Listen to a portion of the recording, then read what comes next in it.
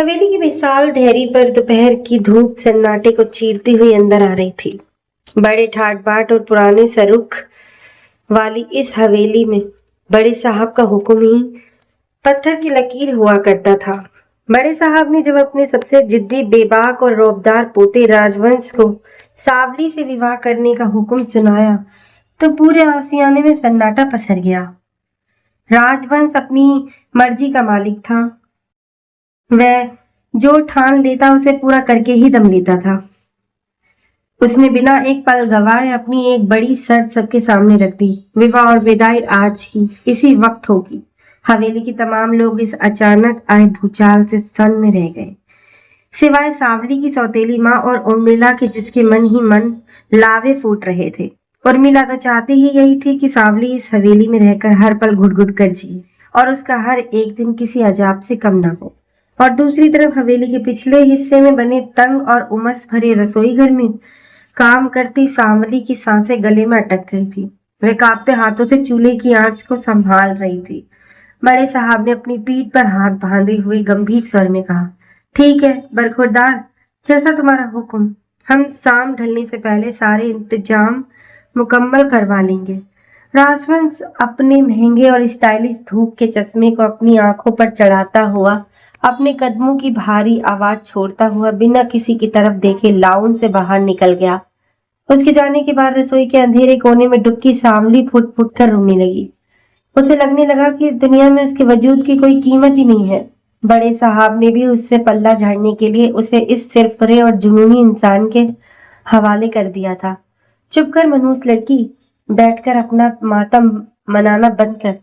यहाँ खाना बनाने बैठी है या महारानी? जा जाकर तुरंत मेहमानों के लिए भोजन का इंतजाम देख। उर्मिला ने रसोई के दरवाजे पर आकर अपनी तीखी और जहरीली आवाज में उसके जख्मों पर नमक छिड़का। सावली ने अपनी नम और सहमी हुई आंखें जमीन पर टिकाए हुए धीरे से कहा, जी माँ जी, मैं सब तैयार कर देती हूँ। लेकिन उर्मिला का गुस्सा शांत कहाँ होने वाला था। उसने गुस्से में आकर चूल्हे से निकाली हुई लोहे की एक सुलगती हुई रॉड सावली के नाजुक कंधे पर सटा दी। सावली की बेसख्ता चीख निकल पड़ी, लेकिन उर्मिला ने फुर्ती से अपना हाथ उसके होंठों पर रख दिया ताकि हवेली के बाकी लोग ये आवाज न सुन सके। अगर एक भी चीख बाहर आई तो इस खूबसूरत चेहरे को इस आग से भून कर रख दो। उर्मिला ताना मारती हुई रसोई से बाहर निकल गई और सावली वहीं सुबक सुबक कर रह गई। शहर के सबसे बड़े और प्रसिद्ध वास्तारले में जब राजवंश अपने अंगरक्षकों के साथ दाखिल हुआ तो वहां की रौनक और चमक जैसे फीकी पड़ गई। उसने काले रंग का शानदार परिधान पहन रखा था, जिसके बाजू कोहनी तक मुड़ी हुई थी और उसकी कलाई की नसें उसके मजबूत वजूद की गवाही दे रही थी। प्रतिष्ठान के हर एक कोने से गुजरती लड़कियां बस उसी को निहारती रह गईं। जी बाबूजी, आज आपके लिए क्या खास दिखाऊं? शहर के उस सबसे बड़े परिधान केंद्र का प्रबंधक दौड़ता हुआ उसकी तरफ आया। राजवंश ने अपने चश्मे को थोड़ा नीचे सरकाया, अपनी नसीली और गहरी आंखों से दुकान के शोकेस को देखते हुए एक गहरी सांस ली और तान कर बोला, मुझे इस नगर का सबसे महंगा और बेहतरीन विवाह का जोड़ा चाहिए। रंग गहरा लाल होना चाहिए, एकदम सुर्ख लाल। जोड़े का काम ऐसा होना चाहिए कि जब मेरी वधू उसे पहने तो देखने वाले की निगाहें एक सेकंड के लिए भी उससे ना हट सके। उसके ख्यालों में सावली का नाजुक और हल्का सहमा हुआ वजूद तैरने लगा। उसके चेहरे पर एक हल्की सी मुस्कान बिखर गई और उसके दिल की धड़कनें अचानक तेज हो गई। प्रबंधक उसे तुरंत दुकान के सबसे वीआईपी कोने में ले गया, जहां एक पुतले पर सजाया गया वह सुर्ख लाल लहंगा देखते ही राजवंश की आंखों में चमक उठी। लहंगे पर किया गया जरी और गोटा किनारी का काम इतना बारीक और खूबसूरत था कि वह कला का बेजोड़ नमूना लग रहा था। कीमत की परवाह किए बिना राजवंश ने तुरंत भुगतान किया और उस भारी बर्बड़ बक्से को खुद अपने हाथों में उठा लिया। बाबूजी, ये बक्सा हमें दे दीजिए। उसके अंगरक्षक ने आगे बढ़कर कहा, नहीं, इसे मैं खुद संभाल लूंगा। राजवंश ने सख्त और नपे तुले लहजे में कहा और अपनी गाड़ी की तरफ बढ़ गया। उधर हवेली में आज सावली का विवाह था, लेकिन वह किसी महारानी की तरह नहीं बल्कि एक आम मजदूर की तरह पसीना बहा रही थी। सुबह से लेकर अब तक लगातार काम करने की वजह से उसका पूरा जिस्म सुन पड़ गया था। भोजन अभी तक तैयार नहीं हुआ है क्या? मेहमान आने ही वाले होंगे, जल्दी हाथ चलाओ। उर्मिला ने रसोई में आकर चिढ़ते हुए कहा, जहां सावली बड़े से पतीले में पकवान पका रही थी। ममानी, मैं सुबह से लगातार काम कर रही हूँ, मेरे पैरों में और कमर में बहुत दर्द हो रहा है। सांवली ने अपने मासूम और बेबस चेहरे से उर्मिला की तरफ देखते हुए बुदबुदाया। अच्छा, जब महारानी को आराम चाहिए, पूरी रात मंडप में बैठना भी तो है, तब कहाँ जाएगा तेरा आराम? उर्मिला की इस ताने भरे जुमले पर सांवली का पूरा चेहरा शर्म और गुस्से से लाल हो गया। उर्मिला ने गुस्से में आकर सांवली के लंबे रेशमी बालों को अपनी मजबूत गिरफ्त में जकड़ लिया और झिड़कते हुए बोली, ज्यादा नखरे मत दिखाओ, चुपचाप अपना काम पूरा करो, वरना खाल उधेड़ कर रख दूंगी। अपना सारा काम खत्म करके जब सांवली हाँफते हुए रसोई से बाहर निकल रही थी, तभी रास्ते में उसकी टक्कर सीधे राजवंश से हो गई।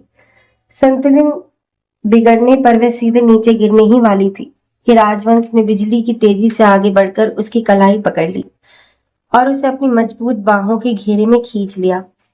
देखकर नहीं चल सकती क्या?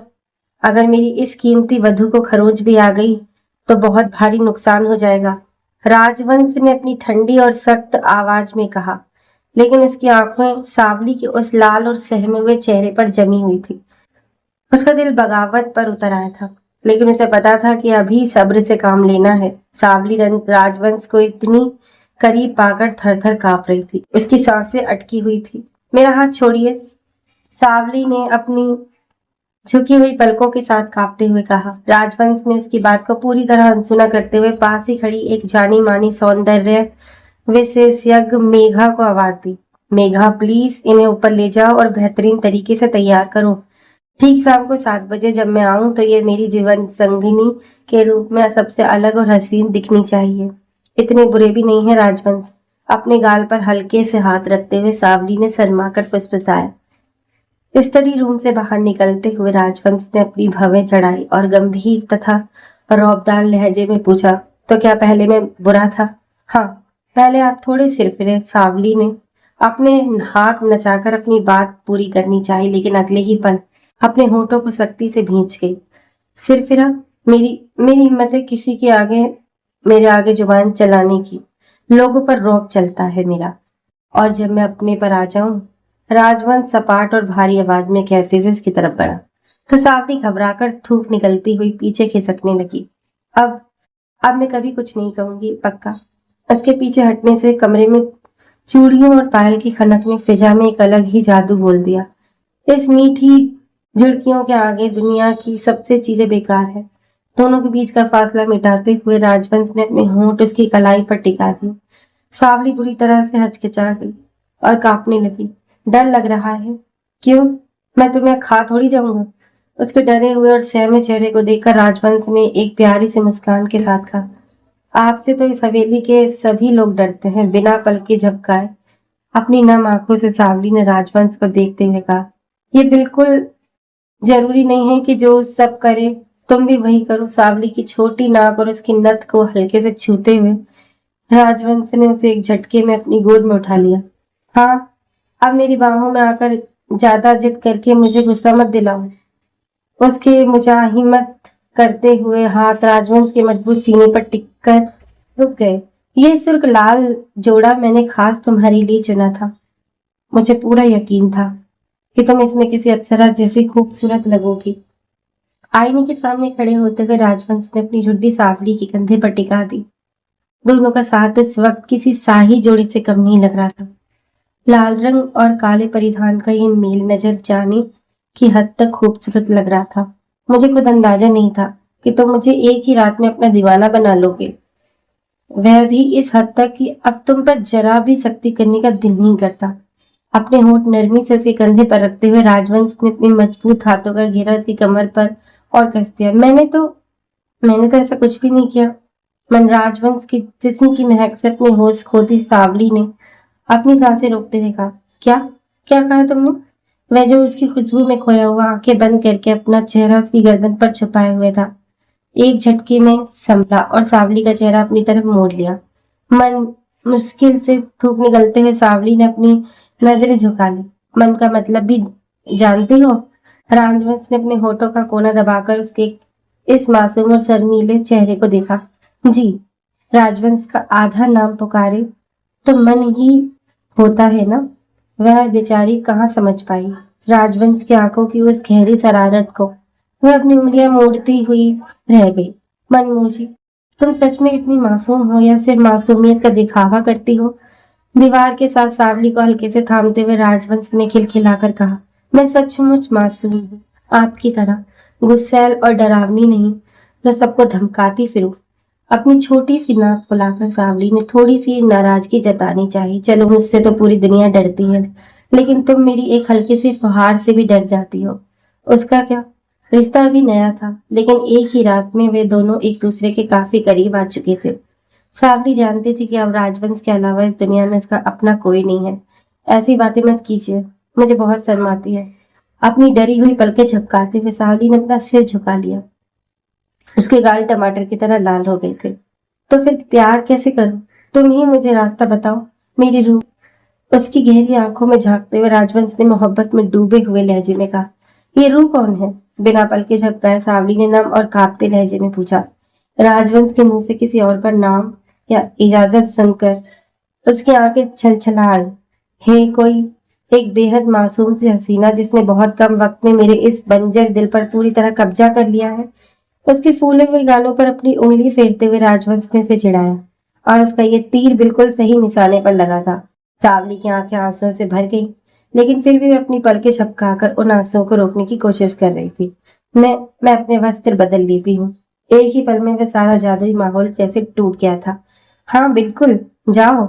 उसके माथे पर अपने होंठ रखते हुए राजवंश ने सुर्ख लाल जोड़ी में सजी सावली को एक भरपूर नजर से देखा। दुल्हन के उस लिबास में वे किसी कातिल हसीना से कम नहीं लग रही थी। राजवंश की नजरों से बचती हुई सावली ने तेजी से स्नान गृह की तरफ कदम बढ़ाए थे। वे दोनों अब हवेली के सफर पर रवाना हो चुके थे। गाड़ी के भीतर एक गहरी और भारी खामोशी छाई हुई थी, जिसमें सिर्फ दोनों की सांसों की आवाजें गूंज रही थी। सावली लगातार मुश्किल से सांसें ले रही थी, क्योंकि सिर्फ हवेली का नाम सुनते ही उसका दिल सहम जाता था। इतना क्यों डर रही हो?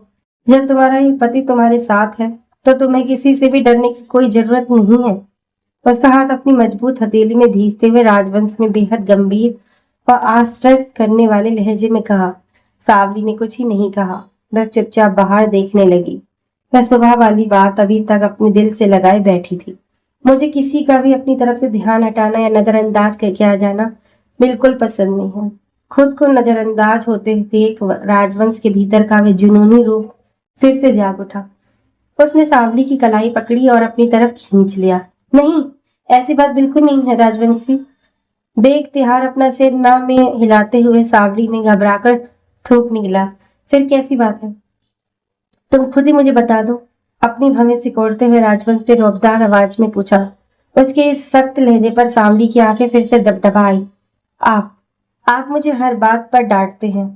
अपनी हथेली से अपने आंसू पोंछते हुए सावली ने मिमियाते हुए कहा, जिसे सुनकर राजवंश की हंसी का एक जोरदार ठहाका पूरे कार में गूंज उठा। तुम आखिर चाहती क्या हो? क्या मैं तुमसे प्यार ना करूं? सावली ने घबराते हुए झटपट अपना सिर ना में हिला दिया। ऐसी मासूम और भोली अदाएं दिखाकर तुमने एक ही रात में मुझे पूरी तरह पागल कर दिया है। अभी तो हमारी पूरी जिंदगी बाकी है। कहीं ऐसा ना हो कि मुझे तुमसे बेइंतहा इश्क हो जाए, और अगर ऐसा हुआ तो मेरे इस पागलपन की हद को तुम या नाजुक जान बर्दाश्त नहीं कर पाओगे। उसके रेशमी और खुले हुए बालों को उसके चेहरे से हटाते हुए राजवंश ने मखमूर और नशीले लहजे में कहा। सावली का दिल एक बार फिर जोर जोर से धड़क उठा। उसने अपनी पलकें झुकाई और फिर उठी, लेकिन तुरंत फिर से झुक गई। राजवंश की गाड़ी अब हवेली के मुख्य द्वार के अंदर दाखिल हुई तो वहां मौजूद सभी नौकरों और कर्मचारियों में एक हलचल सी मच गई। सब उसके गुस्से और रौब से अच्छी तरह वाकिफ थे। प्रणाम बाबूजी। दरवाजे पर खड़े फजल ने हाथ जोड़कर अदब से अभिवादन किया। राजवंश ने अपनी गर्दन हिलाई और सावली का हाथ मजबूती से थामे हुए हवेली के भीतर दाखिल हुआ। परिवार के सभी लोग लाउंज में ही बैठे हुए थे। राजवंश सीधा जाकर अपनी तयशुदा जगह पर बैठ गया और उसका दूसरा हाथ सावली की तरफ बढ़ा, जो उंगलियां मरोड़ती हुई सबको सहमी नजरों से देख रही थी। आओ सावली, यहाँ बैठो। तुम्हारी सही जगह मेरे ठीक बगल में है। उसे दूर सहम कर बैठते देख राजवंश ने खुद उसकी कलाई खींचकर उसे अपने बिल्कुल पास बिठा लिया। सावली अपनी आंखें फाड़कर राजवंश को देखने लगी। क्या वह सबके सामने इतनी बेबाकी दिखाएगा? वह अपनी ही सोचों में उलझी हुई थी। तभी राजवंश ने सबके सामने उसके माथे पर अपने होंठ रख दिए और अपना एक हाथ उसके कंधे पर फैला दिया। यह देखकर सावली सन के मारे जमीन में गड़ जाने को हुई। रमा, जाओ हमारे लिए चाय और कुछ जलापान लेकर आओ, राजवंश ने गंभीर आवाज में आदेश दिया। यह सुनते ही उर्मिला की आंखों में नफरत और गुस्से की आग सुलग उठी। सावली, तुम रसोई में जाओ और अपने पति के लिए खुद अपने हाथों से चाय नाश्ता बनाकर लाओ, उर्मिला ने अपने गुस्से को दबाते हुए ऊपर से बेहद मीठी आवाज में कहा। सावली क्यों जाएगी रसोई में?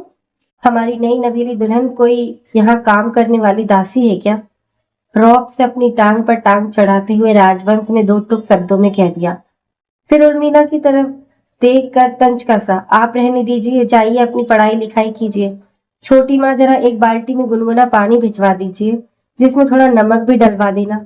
असल में सावली के पैरों में सफर की वजह से काफी दर्द हो रहा है। उसका चेहरा पूरी तरह गंभीर था, लेकिन उसकी आंखों में उर्मिला के लिए एक चेतावनी साफ झलक रही थी। समझ क्या रखा है इस सिरफिरे ने? इस मनहूस लड़की की नौकरानी हूं मैं। ठहर, अभी तुझे बताती हूँ। दांत पीसती हुई उर्मिला वहां से उठी और गुस्से में आग बबूला होकर रसोई की तरफ बढ़ गई। उसने किसी तरह चाय नाश्ता बनवाया और गुनगुना पानी तैयार करवा कर एक नौकरानी के हाथों भिजवा दिया, क्योंकि राजवंश के सामने वे खुलकर अपना गुस्सा जाहिर नहीं करना चाहती थी। कमरे में लौटते ही सावली ने चैन की सांस ली। पूरा कमरा गुलाब के ताजे फूलों से सजा हुआ था। मध्यम रोशनी और चारों तरफ जलती हुई मोमबत्तियां एक खूबसूरत समा बांध रही थी। कैसा लगा मेरा ये सरप्राइज? राजवंश ने दरवाजा बंद करते हुए सावली को अपनी बाहों के घेरे में लिया, तो वे घबराकर उसके हाथ अपनी कमर से हटाने की कोशिश करने लगी। ये सब करने की क्या जरूरत थी? डर के मारे उसकी जुबान लड़खड़ा रही थी, क्योंकि तुम्हारी पहली रात तो उस डर और कोहराम में निकल गई थी। कम से कम आज की इस हसीन रात को तो हम पूरी तरह आबाद कर सकते हैं ना? अपने होठ उसकी गर्दन पर रखते हुए राजवंश ने बेहद धीमी और मखमूर आवाज में कहा, प्लीज ऐसा मत कीजिए, वरना मैं सच में फिर से बेहोश हो जाऊंगी। धड़कते हुए दिल के साथ कांपती हुई सावली ने अपनी आंखें कसकर भींच ली। तुम जितनी मुझसे दूर भागने की कोशिश करोगी, मैं उतना ही तुम्हारे करीब चलाऊंगा, जुनून और जज्बात से भरे हुए लहजे में कहते हुए राजवंश ने सावली का चेहरा अपनी तरफ मोड़ लिया।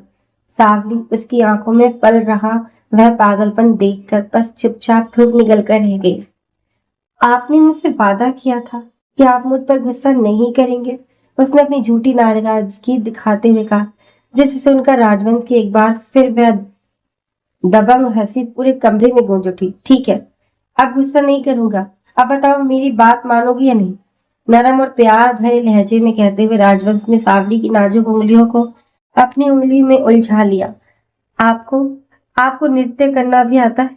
अपनी चमकती आंखों से राजवंश को देखते हुए सावली ने अपना एक हाथ उसके कंधे पर रख दिया। बिल्कुल, मुझे बहुत कुछ आता है। अगर मेरी इस जीवन संगिनी की इजाजत हो तो मैं तुम्हें करके भी दिखा सकता हूँ। उसकी कमर पर अपनी पकड़ को और मजबूत करते हुए राजवंश ने उसे हल्का सा नीचे की तरफ झुकाया। आपको मेरी इजाजत की जरूरत है क्या? अपनी आंखें हैरानी से चौड़ी करती हुई सावली ने अविश्वास से पूछा। बिल्कुल।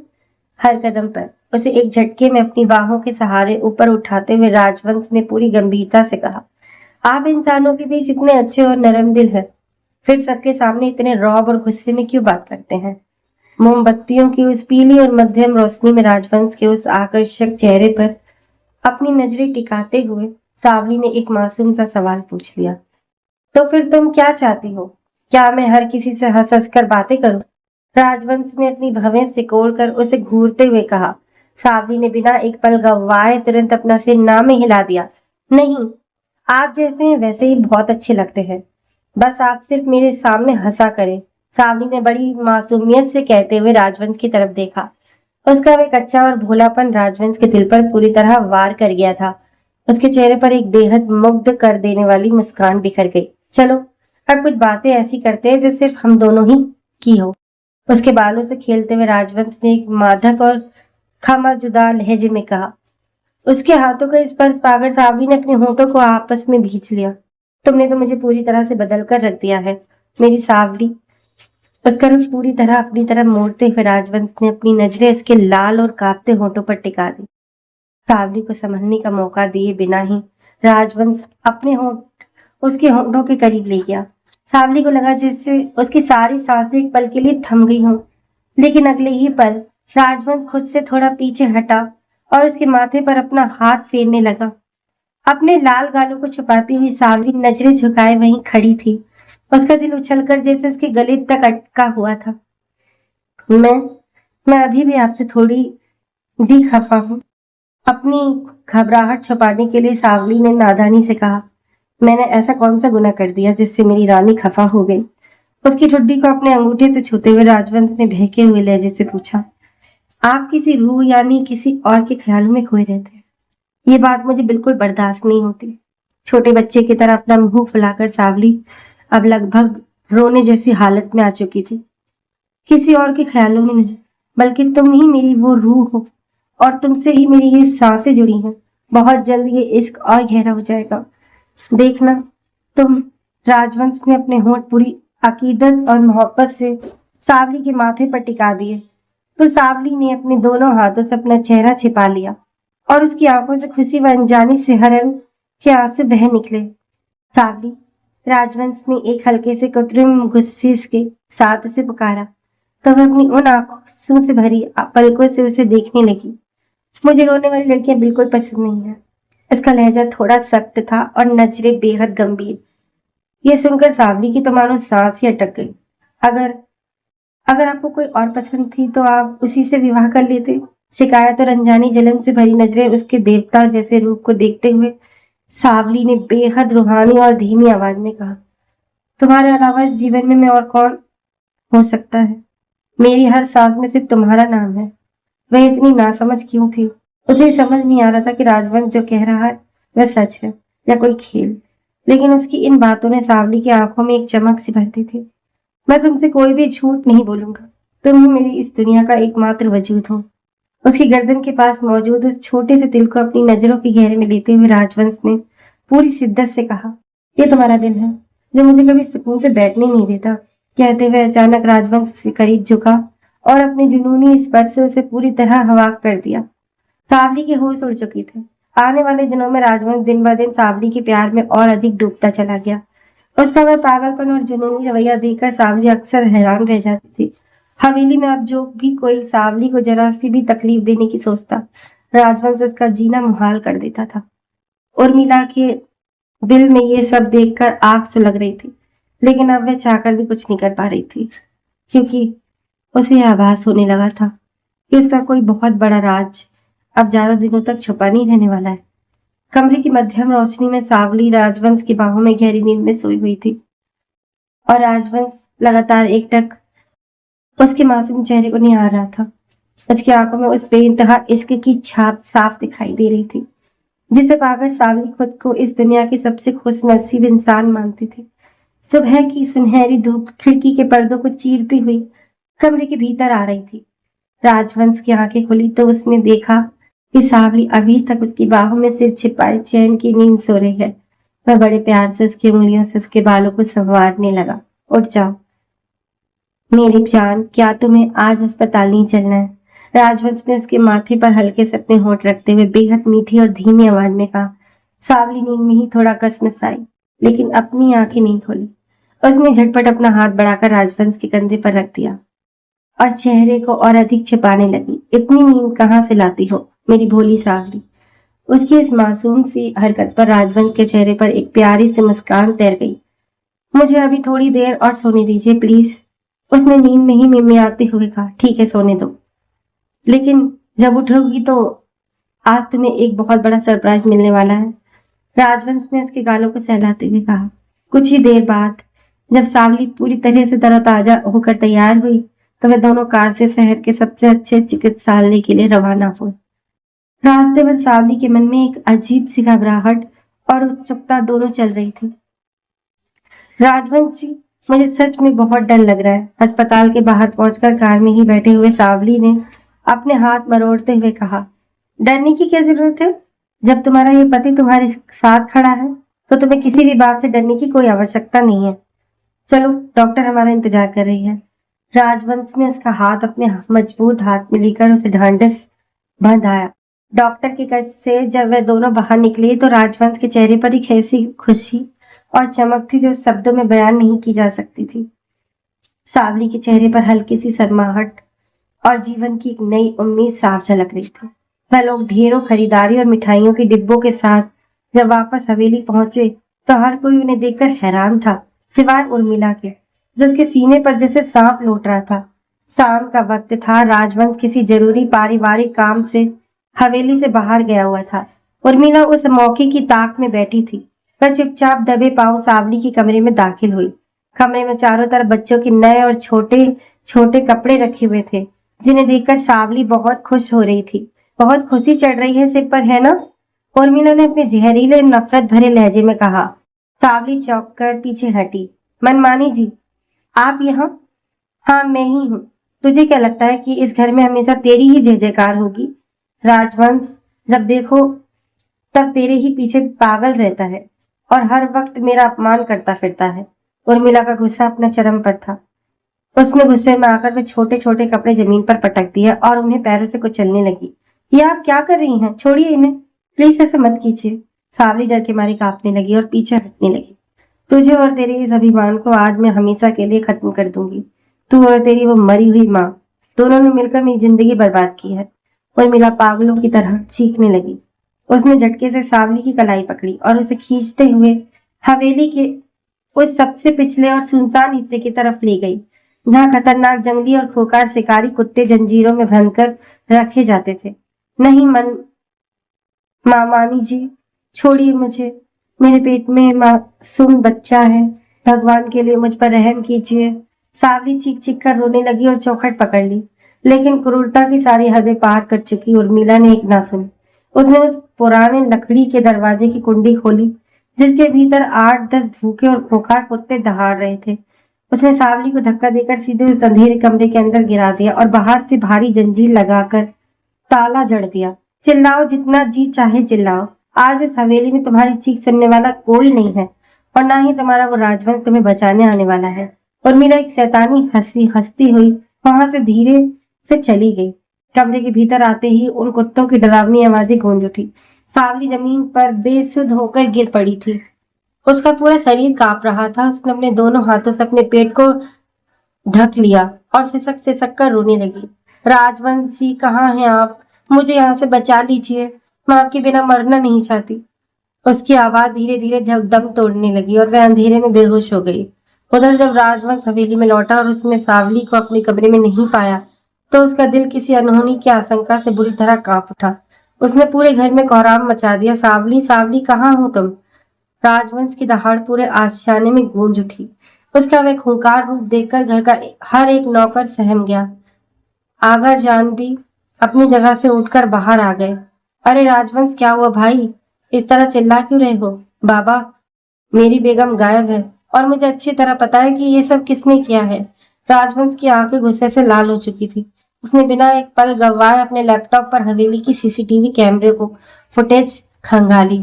जैसे स्क्रीन पर उर्मिला द्वारा सावली को कुत्ते वाले कमरे में ले जाते हुए और अंदर बंद करते हुए का दृश्य दिखा, राजवंश के भीतर का खून खौल उठा। उसकी कनपट्टी की नसें तान गई। आज उस औरत का बचकाना नामुमकिन है। राजवंश आग बबूला होता हुआ सीधे उस काल कोठरी की तरफ भागा। उसने एक जोरदार लात मारकर उस मजबूत ताले को तोड़ दिया और अंदर कदम रखा। सावली जमीन पर अचेत और बेजान अवस्था में पड़ी थी। राजवंश ने बिजली की तेजी से आगे बढ़कर उसे अपनी मजबूत बाहों में उठा लिया। सावली, आंखें खोलो मेरी जान, देखो मैं आ गया। राजवंश का दिल चीत कर रहा था। वे उसे तुरंत उठाकर मुख्य लाउंज में लाया और सोफे पर लिटाकर उसके चेहरे पर पानी की छींटे दिए। थोड़ी देर बाद जब सावली ने अपनी भारी पलकें खोली और सामने राजवंश को पाया तो वह फुट फुट कर रो पड़ी और सीधे उसके सीने से लिपट गई। राजवंशी, मैं बहुत डर गई थी। मुझे लगा मैं आज कभी जिंदा नहीं बचूंगी। उसकी सिसकियां थमने का नाम ही नहीं ले रही थी। राजवंश ने उसे अपने सीने से भींचते हुए अपनी नजरें सामने पड़े परिवार के लोगों पर टिकाई। तभी वहां उर्मिला भी घबराई हुई स्थिति में आ गई। बाबा, देख लीजिए अपनी इस घर की औरत के कारनामे। आज इसने मेरी जीवन संगिनी और मेरी आने वाली संतान को मारने की साजिश रची है। राजवंश की आवाज में ऐसा खौफ था कि किसी की भी उसमें बोलने की हिम्मत नहीं हुई। नहीं, ये झूठ बोल रहे हैं, मैंने कुछ नहीं किया। उर्मिला डर के मारे कांपने लगी। सच क्या है? ये फुटेज खुद गवाही दे रही है। राजवंश ने अपने गुस्से पर काबू पाते हुए उर्मिला को कॉलर से पकड़ा और घसीटते हुए उसे वीरान और अंधेरे कमरे में ले जाकर बंद कर दिया। बाहर से ताला लगाते हुए उसने कड़क आवाज में कहा, अब इस काल कोठरी में रहकर अपने पापों की सजा भुगतो। कुछ ही दिनों में हवेली का वह काला साया हमेशा के लिए छट चुका था। उर्मिला को उसके किए की सजा मिल चुकी थी और पूरे आशियाने में अब केवल सुकून और खुशियों का पहरा था। रात की मध्यम और शांत फिजा में जब चारों तरफ गहरी खामोशी थी तो राजवंश ने सांवली को अपनी मजबूत बाहों के घेरे में समेट रखा था। सांवली का सिर उसके चौड़े और सुरक्षित सीने पर टिका हुआ था। अब तो कोई डर ही नहीं है ना मेरी रूह? राजवंश ने उसके बालों में अपनी उंगलियां फेरते हुए बेहद प्रेमपूर्ण और आंख चंद्र करने वाले लहजे में पूछा। सांवली ने अपनी खूबसूरत और चमकती हुई आंखें उठाई, राजवंश के गालों को हल्के से छुआ और एक बहुत ही प्यारी मुस्कान के साथ बोली, अब मुझे किसी बात का डर नहीं है, क्योंकि मेरे पास मेरी दुनिया की सबसे बड़ी ताकत आप मौजूद है। राजवंश के चेहरे पर एक गहरी और संतुष्ट मुस्कान बिखर गई। उसने झुककर उसके माथे पर अपने होंठ टिका दिए। प्यार, भरोसे और अटूट समर्पण की ये कहानी हमेशा हमेशा के लिए एक मुकम्मल और अमर रूप पा चुकी थी। तो दोस्तों, कहानी अच्छी लगी हो तो वीडियो को लाइक कर दीजिए, चैनल को सब्सक्राइब कर दीजिए और आने वाली वीडियोस के लिए नोटिफिकेशन बेल को ऑन कर दीजिए। धन्यवाद।